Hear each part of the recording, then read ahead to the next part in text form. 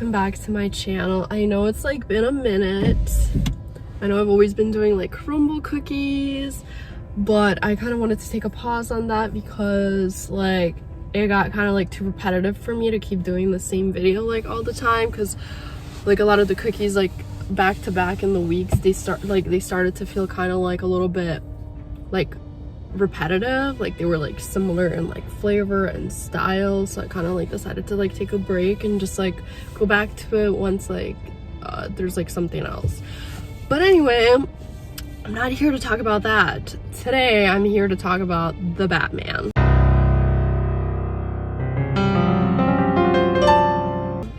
And while I talk about the Batman, I wanted to try this new Starbucks drink that they just released for spring, the ice toasted vanilla oat milk shaken espresso.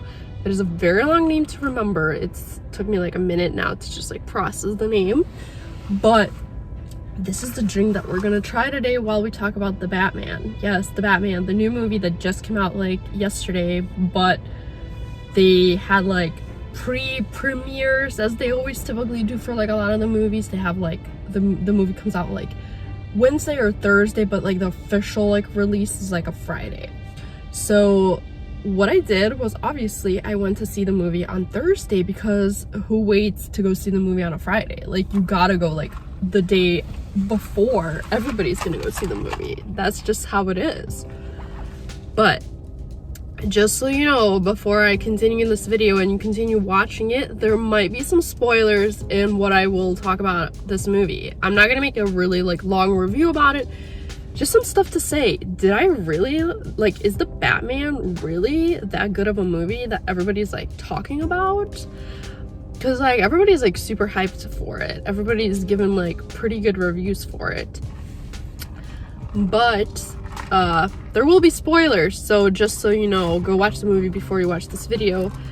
Or if you just don't care about the spoilers and you're not even gonna go see the movie, just keep watching the video. But let's try this coffee first, because I've been like wanting to try it. Also, they had like some like issue with my order. Also, it's shaken, so don't forget to mix it, because all of, you know, the ingredients, they kind of split apart a little bit.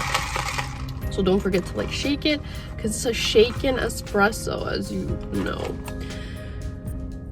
Yeah, I don't know, I think they probably like messed up my name, because I said Maria and my name has a J in it, so they're probably like, what is this name? But let's try it.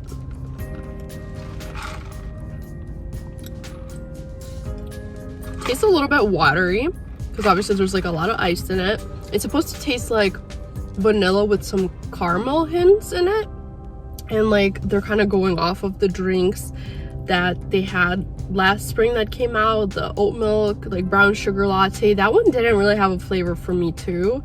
I guess maybe oat milk doesn't really have like much of a flavor, or doesn't really like give a vibe of some sort. But this one too tastes like a little bit watery. I do taste the caramel though. In this one I do taste more of it. Not really vanilla, but I do taste some caramel in it. It's really nice and cold. Perfect for a 60-degree weather in Chicago, because 60 degrees is practically summer here in Chicago, you know? Like, that's how we just vibe here. Yeah, overall it's pretty good. I love that it's not really sweet. And then you can just like easily kind of sip on it when it's like a really nice like warm day like outside like today. So yeah, really nice. So go get yourself this drink and let's talk about the Batman. This is all we came for today. So the Batman. So obviously like a couple years ago, we all found out that Robert Pattinson was gonna be the new Batman, and I know there were like mixed reviews. Like personally, I was like, what? Like he doesn't like give me the Batman vibes. Like I've only seen him like prior to that in like Twilight, and I wasn't really a fan of that movie, to be honest. Like the whole storyline just kind of got really like weird to me. Like I don't know, I didn't really like it. I think I didn't really like it because of the girl actress. She kind of like really killed the whole like vibe for me for that movie. But that was like the only movie that I saw Robert Pattinson in, so I kind of was like, I don't know if he's gonna be like a good Batman. Like he's not in those like fighting movies where he's like fighting people, like, you know, like, I don't know, like, I guess like because this is the next Batman after Christian Bale was Batman, and he was like really good. Like The Dark Knight, like to this day I feel like it's probably still the best like Batman movie, and obviously there's like a trilogy to that, like The Batman Begins, The Dark Knight, and The Dark Knight Rises.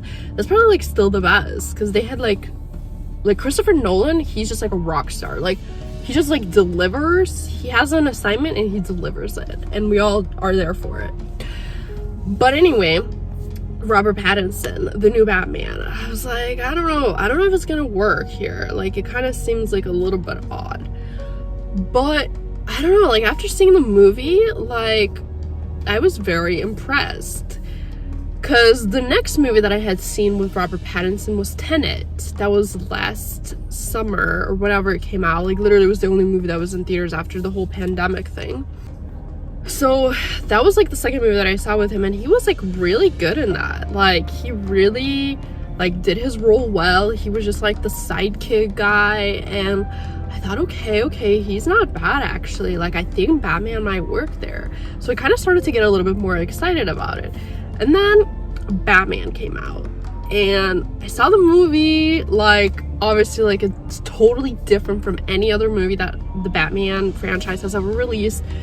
As always, we know that Bruce Wayne in every movie is like a playboy. He's like this billionaire guy who's just like has money left and right. He owns a mansion. He has like all these like Lamborghinis or whatever, like all of that stuff. And obviously we were like, how is Pattinson gonna like deliver this? Like he doesn't kind of give off that vibe that he could like play that role, you know? But here in this movie, he's not like that at all. He's like a goth emo, like Bruce Wayne, kind of like, I don't want to deal with like society, like I just want to be like by myself, sitting alone in my bat cave. He like barely makes any public appearances, what you can like get the vibe from the movie.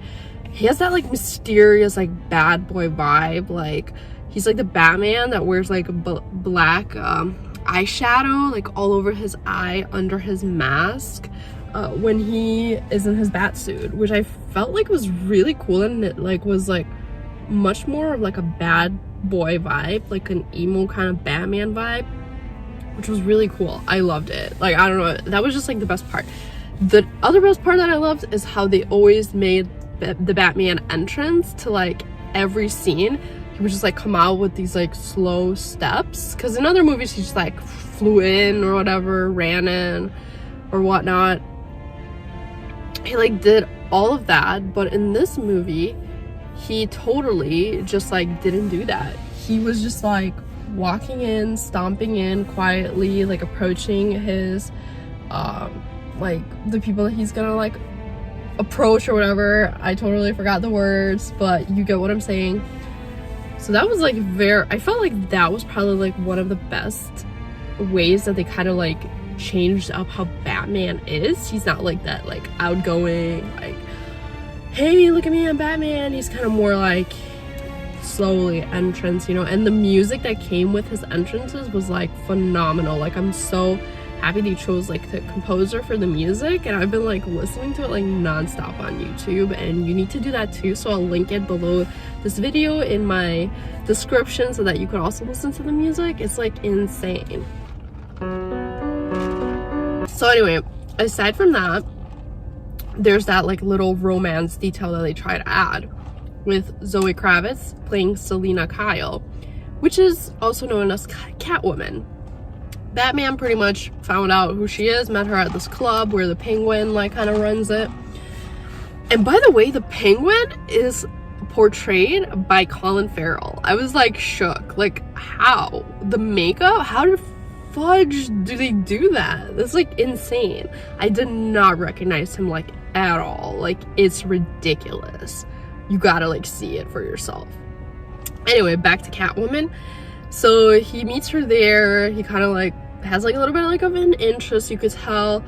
But this is the one part that I feel like I do not agree with some of the reviews. I know a couple of reviews that kind of said the same thing, and I felt the same way when I was watching the movie, that there wasn't like this like romantic like vibe kind of like between them. It kind of felt like Catwoman was like kind of like almost like throwing herself like at him more so than like them like trying to connect with each other. I don't know, that's like how it kind of felt. Like she was like the one like trying to kiss him all the time, or like kissed him, but it wasn't like, you know, he wasn't like also kind of into the kiss.